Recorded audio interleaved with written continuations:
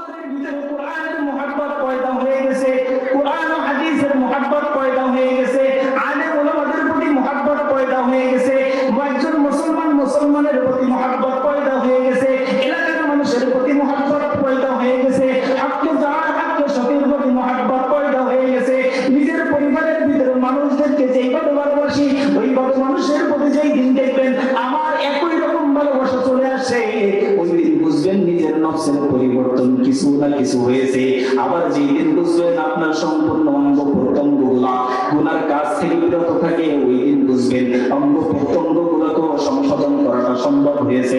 আর যেদিন বুঝবেন নফসকে পরিবর্তন হয়েছে, নফসের পরিবর্তন যেদিন হয়ে যাইবে, ওই দিন কোন প্রকার নফসে আম্মারা, নফসে লাওয়ামা, নফসে মুতমাইন্না, এই তিন প্রকারের নফসের ভিতরে সব থেকে দামি নফসের নাম হলো নফসে মুতমাইন্না।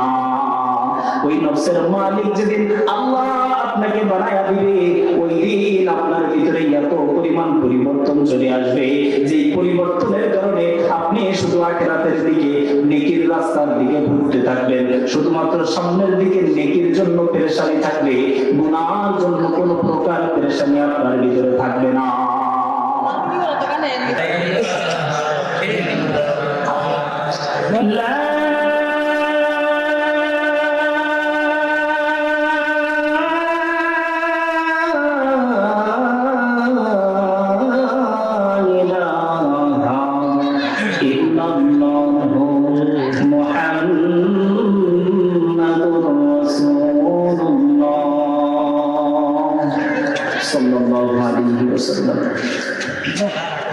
আলহামদুলিল্লাহ, দোয়ায়ের দরগা বাজার জামে মসজিদের উদ্যোগে দ্বিতীয় বার্ষিক ওয়াজ মাহফিলে সম্মানিত সভাপতি, আজকের মাহফিলের প্রধান অতিথি, বিশেষ অতিথি আমন্ত্রিত হযরত ওলামা ইকরাম, সম্মুখপান ভবিষ্যৎ দিনদার মুত্তাকি পরহেজগার বাবারা, যুবক ভাইয়েরা, পর্দার অন্তরালে অবস্থানরত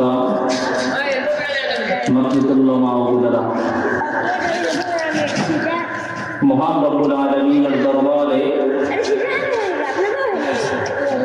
দিল থেকে শুকরিয়া জ্ঞাপন করি যে আল্লাহ তাআলা আমাদেরকে গুনাহ মুক্ত পরিবেশে রাতের কিছু অংশে সামান্য কিছু সময় কাটাবার তৌফিক দান করেছেন। এই জন্য সেই মহান রব্বুল আলামিনের দরবারে আওয়াজকে উঁচু করে, দিলকে প্রশস্ত করে সমস্যাটা বলি আলহামদুলিল্লাহ। আল্লাহ পাকের অশেষ মেহেরবানি, যে সময় চতুর্পাশে মানুষের মধ্যে গুনাহের প্রতিযোগিতা চলছে, ওই সময় একটা দ্বীনী পরিবেশের মধ্যে আমরা কাটাতে পেরে খুশি না বেজার?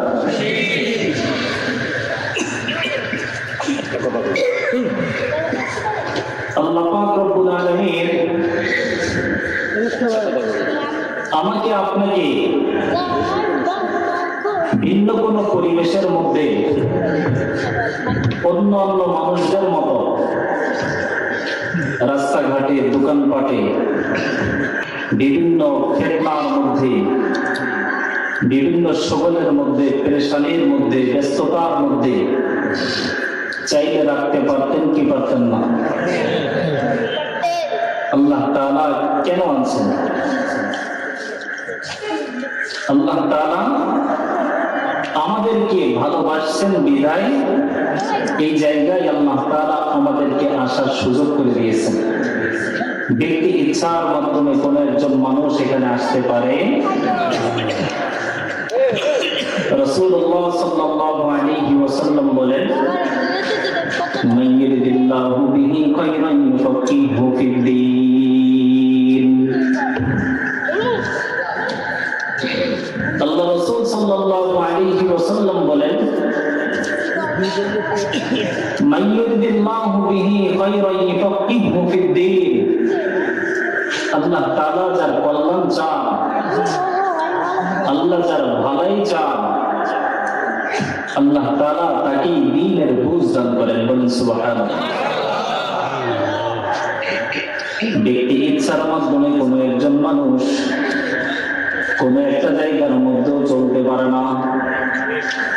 নিজস্ব ক্ষমতার মাধ্যমে কোন একজন মানুষ সামনের দিকে নিজের পা অগ্রসর করতে পারে না। ব্যক্তি ইচ্ছার মাধ্যমে কোন একজন মানুষ নিজের মুখ থেকে কোনো কথাও বলতে পারে না। ব্যক্তি ইচ্ছার মাধ্যমে কোন একজন মানুষ নিজের হাত পর্যন্ত সম্প্রসারিত করতে পারে না। ব্যক্তি ইচ্ছার মাধ্যমে কোন একজন মানুষ মাহফিলের দিকে দ্বীনি পরিবেশের মধ্যে আসতে পারে না। আল্লাহ যদি দুনিয়ার কোন একজন মানুষের যদি ভালাই না চান, জান্নাতের দিকে যদি ওই মানুষটাকে আল্লাহ তাআলা তাকে আহ্বান না করেন, না টানেন, দুনিয়ার কোন মানুষের ক্ষমতা নাই দ্বীনি পরিবেশের মধ্যে সময় কাটাবা। আছে কোন মানুষের ক্ষমতা নাই। এই জন্য আমি আপনাদের সামনে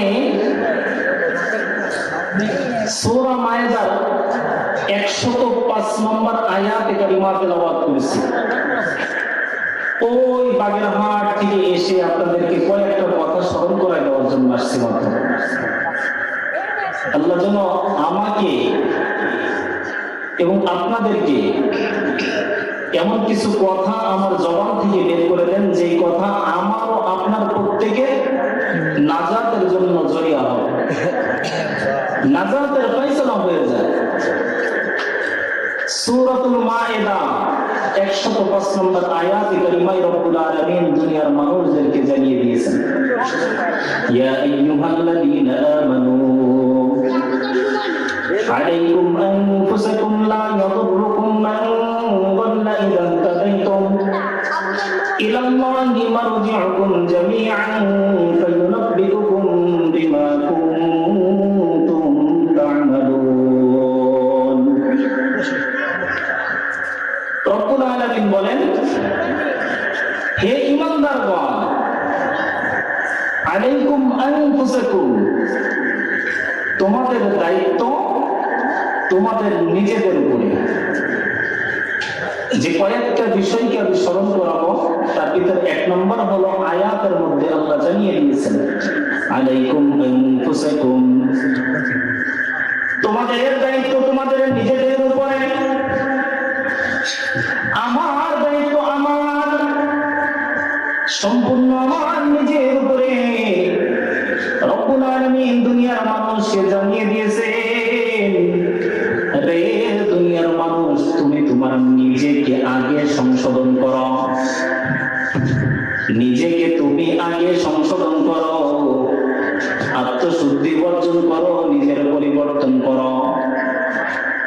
নিজের পরিবর্তন তুমি যদি করতে পারো, দুনিয়ার সব কিছুর পরিবর্তন চলে আসবে। দুনিয়ার কোন একজন মানুষ যদি নিজের পরিবর্তন করতে পারে, ব্যক্তি জীবন তার জন্য বড় সুন্দর হয়ে যায়, সামাজিক জীবনটাও তার জন্য বড় সুন্দর হয়ে যায়, পারিবারিক জীবনটাও তার জন্য বড় সুন্দর হয়ে যায়, তার সমস্ত প্রকার জীবন চলার গতিটা সুন্দর হয়ে যায়, মানুষের সাথে উঠা বসার জিন্দেগিটাও তার সুন্দর হয়ে যায়। যে ব্যক্তি নিজে নিজেকে সংশোধন করতে পেরেছে, ওই ব্যক্তির মাধ্যমে মানুষের হক নষ্ট হয় না, আল্লাহর হক নষ্ট হয় না। বলেন ঠিক কিনা? আমি যদি আমার পরিবর্তন করতে পারি, আমাকে যদি সংশোধন করতে পারি, আমার সংশোধন যদি আমার পক্ষে সম্ভব হয়, এই সংশোধনের কারণে আমার সম্পূর্ণ জীবনটা যেমনি ভাবে সুন্দর হয়ে যাবে, ঠিক আমার মাধ্যমে মানুষের হক নষ্ট করার ক্ষেত্রে আমি সেই জায়গাও খেয়াল করব। আল্লাহর হক যাতে নষ্ট না হয়, বান্দার হক যাতে নষ্ট না হয়, সর্বোপরি এই চিন্তা কখনোই বান্দার ভিতরে চলে আসবে। সংশোধন হওয়ার দরকার আসেনি? বর্তমান সময়ে মানুষের ভিতরে সংশোধনের চিন্তা না থাকার কারণে আমি নিজে নিজেকে মনে করি আমি তো বড় সংশোধন একজন মানুষ, আত্মশুদ্ধি অর্জন করে ফেলেছি, আমি নিজে নিজেকে শুধরিয়ে নিয়েছি, নিজের চোখে নিজের ভুল গুলা কখনো ধরা পড়ে সংশোধন হতে গেলে আপনার শরণাপন্ন হতে হবে কোরআন ও হাদিসে। কিসে? কোরআন ও হাদিসের শরণাপন্ন আপনার হতে হবে। আল্লাহর নবী সাল্লাল্লাহু আলাইহি ওয়াসাল্লাম বলেন, তারাকতু ফীকুম আমরাইন লান তাদিলু মা তামাসসাকতুম বিহিমা কিতাবাল্লাহ ওয়া সুন্নাত রাসূলি। আল্লাহর নবী সাল্লাল্লাহু আলাইহি ওয়াসাল্লাম বলেন, এ দুনিয়ার উম্মত, ভালো করে শুনে রাখো, ভালো করে শুনে রাখো, তারাকতু ফীকুম আমরাইন, আমি তোমাদের মাঝে দুইটা জিনিস আমি রেখে গেলাম। কয়টি? আরো জোরে বলেন কয়টি? ওয়াজ শুধু কানের মাধ্যমে শুনবেন না, দিলের মধ্যে বসানোর নিয়তে বসবেন।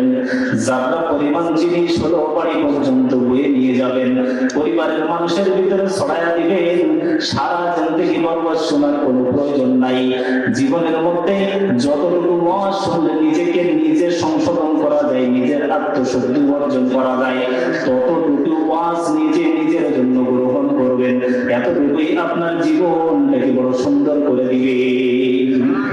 নবী বলেন, তারাকতু ফীকুম আমরাইন, আমি তোমাদের মাঝে দুইটা জিনিস রেখে গেলাম। লান তাদিল্লু মা তামাসসাকতুম, ওই দুইটা জিনিস তোমরা যতক্ষণ পর্যন্ত তোমরা আঁকড়ে ধরবা, ওই দুই জিনিসের তোমরা যত সময় পর্যন্ত ধরে রাখতে পারবা, লান তাদিল্লু, তোমরা কখনো কোনো অবস্থায় তোমরা পথভ্রষ্ট হবে না। কয়টি জিনিস ধরতে হবে? পথভ্রষ্টতার হাত থেকে বাঁচতে গেলে কয়টি জিনিস লাগবে? আরো জোরে বলেন কয়টি? দুইটা জিনিস যদি নিজের জীবনে একজন পুরুষ, একজন নারী, যুবক যুবতী, বৃদ্ধ বৃদ্ধা, সর্বশ্রেণীর মুসলমান, সর্বশ্রেণীর মানুষের মধ্যে যদি দুইটা আমল, দুইটা জিনিসকে নিজের জীবনে বাস্তবায়ন প্রতিফলন ঘটাইতে পারে গো, নবী বলেন, লান তাদিল্লু, কখনোই তুমি পথভ্রষ্ট হবা না। এক নম্বর হলো কিতাব আল্লাহ, এক নম্বর হলো কিতাব আল্লাহ, এক নম্বর আল্লাহ পাক রব্বুল আলামিন, যেটা আল্লাহ রাসূল সাল্লাল্লাহু আলাইহি ওয়াসাল্লাম বলেন কিতাব আল্লাহ, এক নম্বর হলো আল্লাহর কিতাব, কালামুল্লাহ, আল্লাহর কালাম কুরআনুল কারীম। এক নম্বর কি? কুরআনুল কারীম। কোরআনকে যে ব্যক্তি নিজের জীবনে বাস্তবায়ন ঘটাতে পারবে, প্রতিফলন যে ব্যক্তি কোরআনের ঘটাইতে পারবে, তার জীবনটা সুন্দর হয়ে যাবে। আত্মশুদ্ধি অর্জন করাটা তার জন্য বড় সহজ হয়ে যাবে। অশ্লীল পথের দিকে চলতে গেল কোরআন থেকে বাধা দিবে। সাথে সাথে যদি আল্লাহ নবী সাল্লাল্লাহু আলাইহি ওয়াসাল্লাম বলেন ওয়া সুন্নাত রাসূলি, দুই নম্বর হলো রাসূলের সুন্নাত, রাসূলের রেখে যাওয়া আদর্শ, রাসূলের সমস্ত নীতিগুলোকে যে ব্যক্তি পালন করবে, রাসূলের সুন্নাত, এই দুইটা জিনিস আল্লাহর কিতাব আর হলো রাসূলের সুন্নাত, দুইটা জিনিসের যে ব্যক্তি নিজের জীবনের মধ্যে প্রতিফলন ঘটাইতে পারবে, ওই ব্যক্তির আত্মশুদ্ধি অর্জন করতে বেশি সময় লাগবে না। বিশ্বাস হয়? এই কোরআন যখন আপনার সিনার মধ্যে থাকবে, রাসূলের আদর্শ আপনার যখন পা থেকে মাথা পর্যন্ত আপনার থাকবে, অশ্লীল পথের কাজ করতে গেলে এই কোরআন আপনাকে সম্পূর্ণ বাধা দিবে। কারণ আল্লাহ পাক রব্বুল আলামিন কোরআনকে নাযিল করেছেন অন্ধকার থেকে মানুষকে আলোর দিকে আনার জন্য, কোরআনকে নাযিল করেছেন। আল্লাহ পাক রব্বুল আলামিন মানুষকে সঠিক পথের সন্ধান দেখানোর জন্য কোরআনকে নাযিল করেছেন। বলেন সুবহানাল্লাহ। আল্লাহ পাক রব্বুল আলামিন পথভ্রষ্টতার হাত থেকে মানুষকে বাঁচাবার জন্য কোরআনকে নাযিল করেছেন। আল্লাহ পাক রব্বুল আলামিন মানুষের মাঝে বিভ্রান্তিমূলক সমস্ত সবকিছুর সমাধান দেওয়ার জন্য কোরআনকে নাযিল করেছেন। সঠিক সিদ্ধান্তে একজন মানুষ যদি পৌঁছাইতে পারে, বিভিন্ন মতভেদের মধ্যে মানুষ যখন পৌঁছে যায়, রব্বুল আলামিন কোরআনের ভিতরে সমস্ত সমাধান দিয়ে দিয়েছে।